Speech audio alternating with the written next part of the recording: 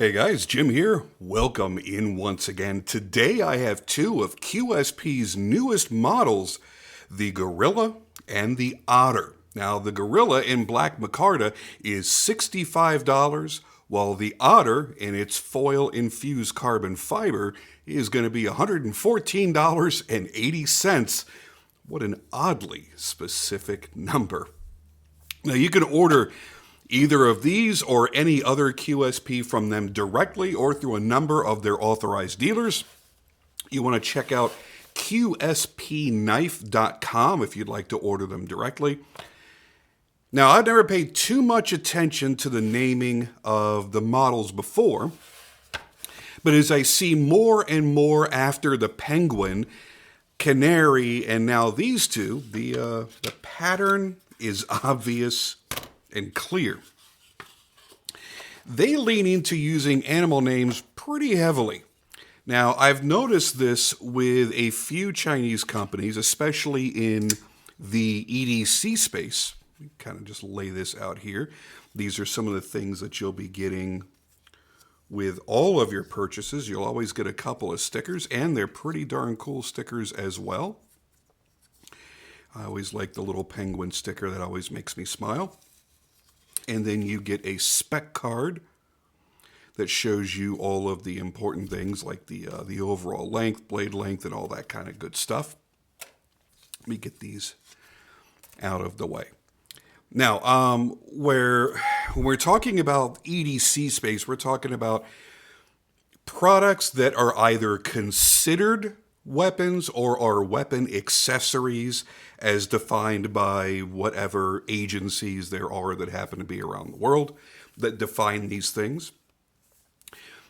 When that's the case, these Chinese brands tend to kind of stay far away from product names that directly indicate this.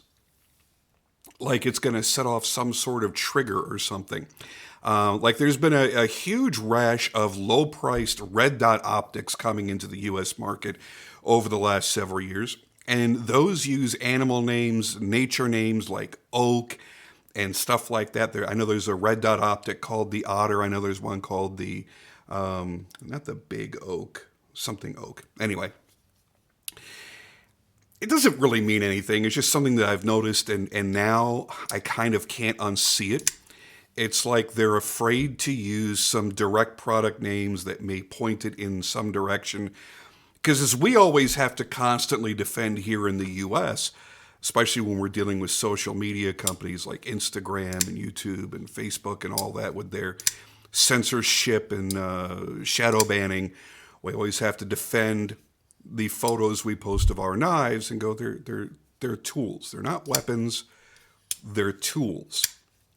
They're only a weapon if somebody decides to use it as a weapon, like a hammer or a baseball bat. Those are not weapons, but they can certainly be used as weapons, and that's what we constantly have to say about our knives.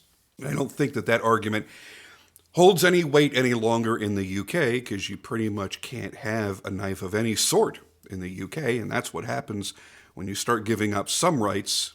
They don't really have rights like we do, but when you let the government step into certain things, they'll take everything from you, is the point that I'm trying to make. Anyway, back to knives. Normally, I would do a separate video for each of these knives, but I don't feel that there is enough substance to them individually to warrant the additional time for you to watch, the time and work for me to video and edit the video and then upload. QSP does a phenomenal job at OEM work for a lot of cool brands like EMP EDC. These are still among my favorite knives in my collection over the past few years. And they do really well with making clean, basic folders at very low prices for their own brand. The Canary here is a great example of that. And each of those obviously warranted their own videos. This is a higher priced product, a more premium product that they make for EMP EDC. And it really, you can feel it, you can see it. It's a completely different kind of product. They're not trying to sell this for under $100. These are in that mid to high $300 range. Whereas something like the canary, the otter, the gorilla, the friggin' spider monkey, the tarantula, I don't know, I'm just thinking of different animal names. All of those are really meant to be very affordable knives and hit a certain price point. I'm just going to go ahead and get that one ready because we're going to show that one here in a second. So, compared to the ever popular penguin or the canary here, some of their stuff can be a little bit on the bland side, a little bit uninspired, somewhat pedestrian designs, really. And that's where I would place both of these designs right here, the otter and the gorilla.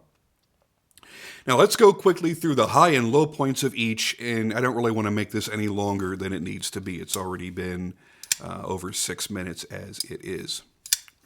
Firstly, if you're looking for a good basic folder for EDC or actual hard use, and you don't feel you need to pay the price for super steels or unique mechanics or unique locking mechanisms or anything like that, the Gorilla is probably going to serve you very, very well.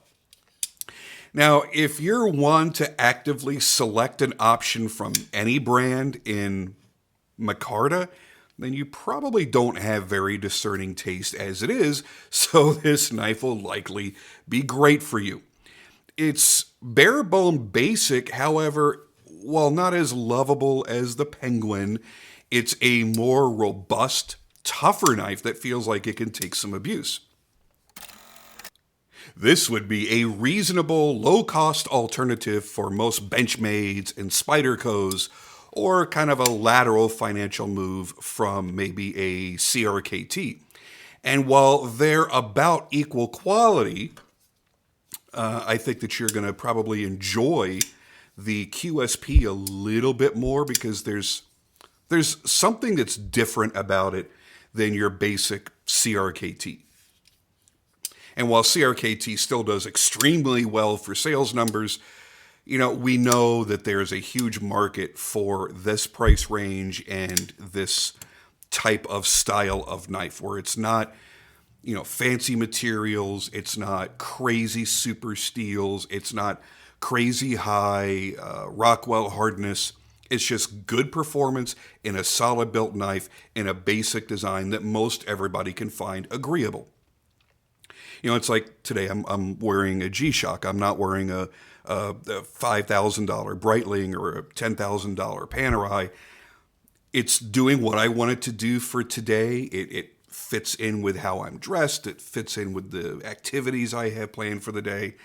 And I don't need anything fancier. I can justify the cost differences between them, just like I can between many of the knives.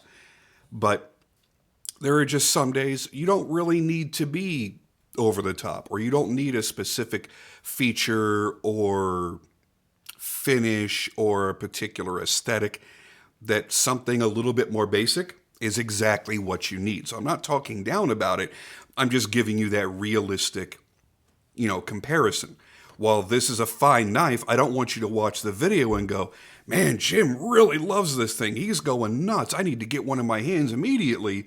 And then you get it and go, it's okay. There's nothing wrong with it. It's just not anything great. I just want to set you up for a reasonable expectation of what this really is.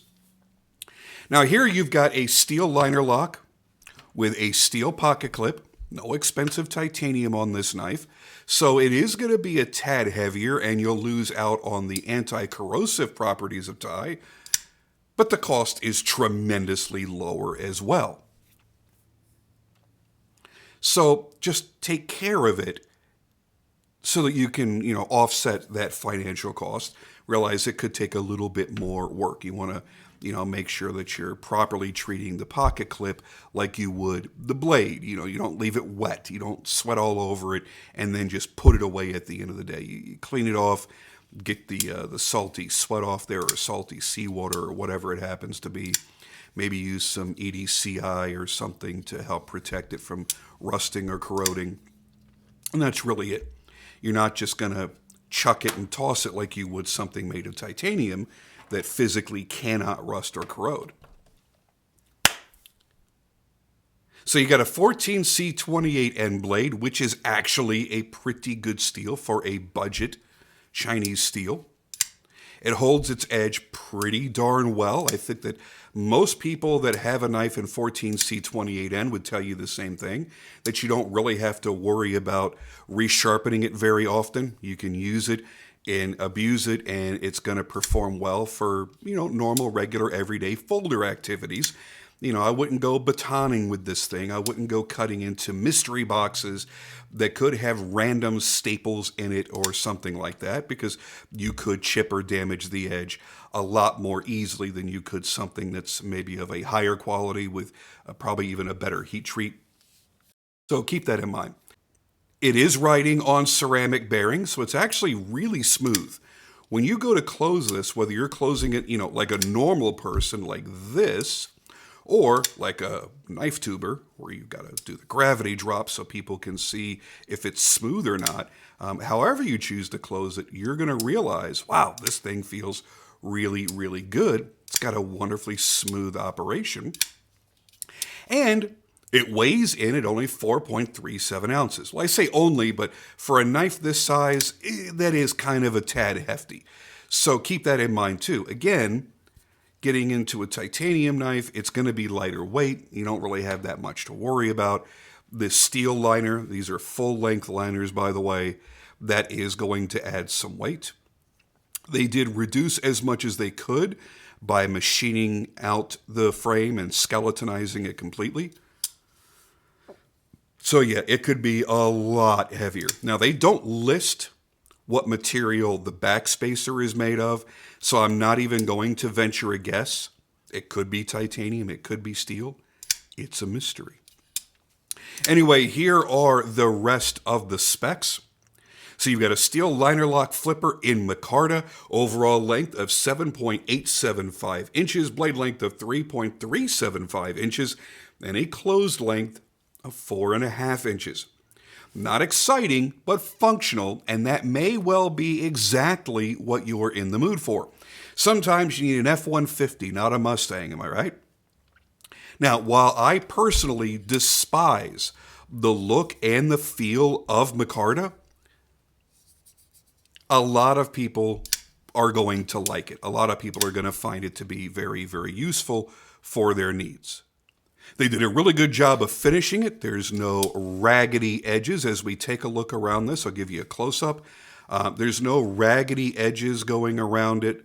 There's no rough finishing. They did a very, very good job of cutting and grinding this stuff, however it is that they're doing it, whether they're cutting it all with lasers or with CNC or whatever it is that they're doing. It's nice and clean. They're rounding it and they're beveling it, and they're finishing the edges properly, so it actually feels pretty good. They did a slick job with it. A little bit too slick for my liking. It is very, very smooth, almost feels slippery. So again, but I'm just not a micarta person. I do not like micarta from any brand. This could be a $1,000 custom in a canvas, or denim in this case, micarta, and I'm going to hate the material. I'm going to hate how it looks. It looks cheap. I'm going to hate how it feels. I don't like the texture of it. I really, really, really don't. Never have. So that's not a QSP thing. That's a personal thing for me with micarta. Now, the flipping action, as I mentioned before, everything is really, really smooth, but the flipping action itself, I do kind of wish it had a little bit stronger of a detent, and I think this is a direct result of the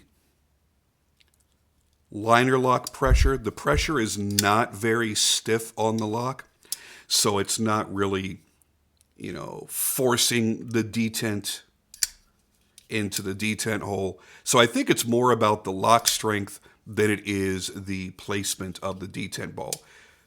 It was likely weakened in order to facilitate an easier opening from the blade window like that,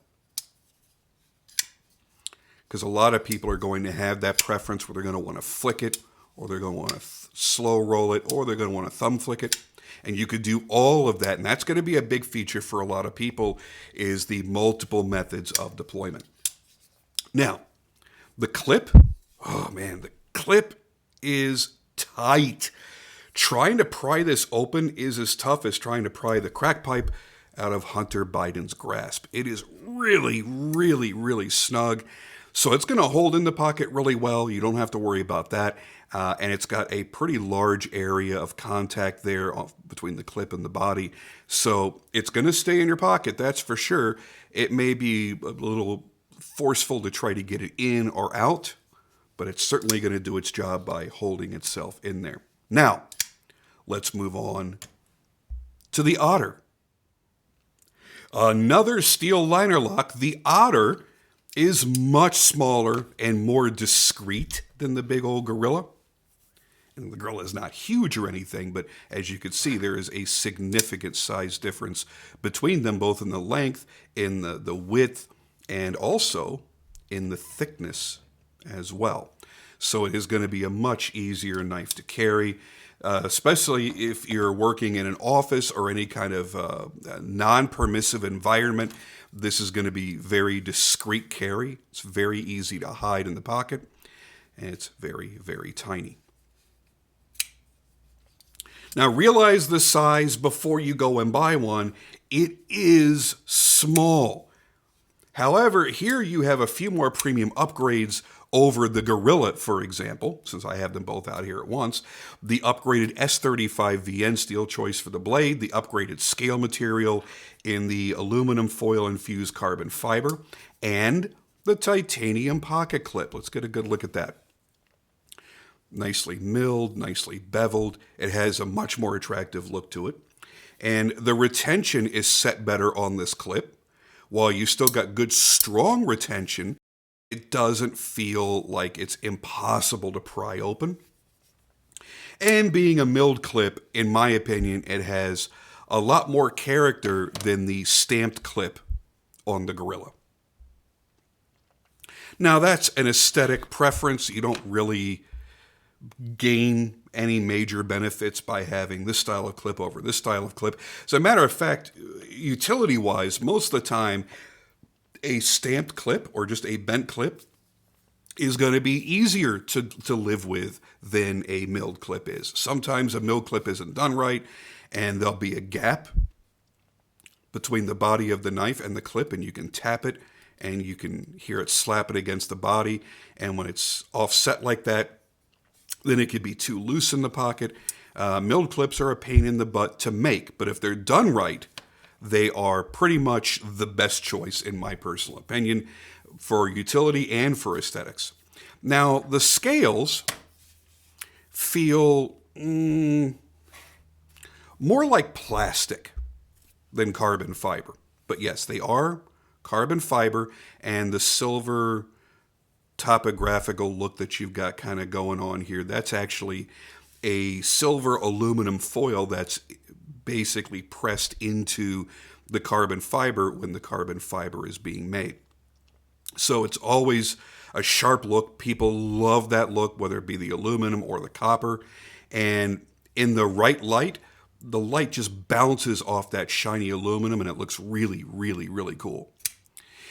Now, the machine ground blade bevels have that telltale, I don't know if I'm really going to be able to pick it up well here. There's a telltale rainbow kind of sheen, like a radiance that comes across the satin type finish. Think of looking at the playable surface on a compact disc on a CD, and how it kind of has that shiny, silvery, that moves to rainbow kind of sheen to it. That's exactly what these machine ground bevels do. And some people like that, some people don't. So keep that in mind. And the end of the pocket clip is a little bit pokey for my personal taste. But that's about it for the negatives, really. The ceramic bearings are doing a really good job of getting that blade open and closed quickly and smoothly. But keep in mind, this is a short and thin blade. So that means it's going to be very, very lightweight. So it's not going to be a mind-blowing flipper, but it does flip well. And even though the flipper tab appears to be too small to be useful, it actually works perfectly. They've got just the right amount of jimping on it. They've got just the right shape to it. And they have it set in just the right location in relation to the pivot and the detent, that it works really, really well. Now, it is going to be a light switch operation. You cannot push button it. So you're just going to be swiping down across it. And yeah, it's they did a good job on the flipping action on this. I like that. Now, here's the specs on the Orter. Let's get that out of the way. Overall length of 6.5 inches. Blade length, 2.7-inch S35 VN blade. They have the blade stock thickness listed as 3 millimeters thick. And the weight is an awesome 2.6 ounces. This weighs almost nothing. When this is in your pocket, it just disappears. You're hardly going to even know it's there. And because it's so short and because it's so narrow, you actually have some room in your pocket. There are times you're standing around, you're having a conversation with people, and you don't know what to do with your hands. So what do? You put your hands in your pocket. And there are some knives that we carry that there's not enough room in your pocket to comfortably put your hand in there without feeling the knife digging into the back of your hand and stuff. Maybe you're a little feminine and you like those skinny jeans. You ain't getting your hand in your pocket hardly at all anyway, but certainly not with a bigger, beefier knife. Something like this will work well for you. So if you're a little delicate and feminine, that's okay. Put those skinny jeans on and this will work out just fine. Anyway, that's my look at both the Orter and the Gorilla. It's kind of a big burly gorilla compared to that little Orter, isn't it? Anyway, there's a quick look at those two. I hope you guys enjoyed the video. Please subscribe if you're not subscribed to all three of my channels. My main channel, which is Jim Skelton Knives, then A to Z EDC, as well as Quick Cuts, Jim's Quick Cuts, my shorter, abbreviated reviews. And it depends on where you're watching this and how chopped up this video is, if you're watching it on that channel or my main channel. Remember, the main channel gives you the full-length video. This is probably going to end up being about 20 minutes on my regular channel, and this will be somewhere around the 5-minute mark on the Quick Cuts channel. So there you go. Anyway, I'll see you on the next video.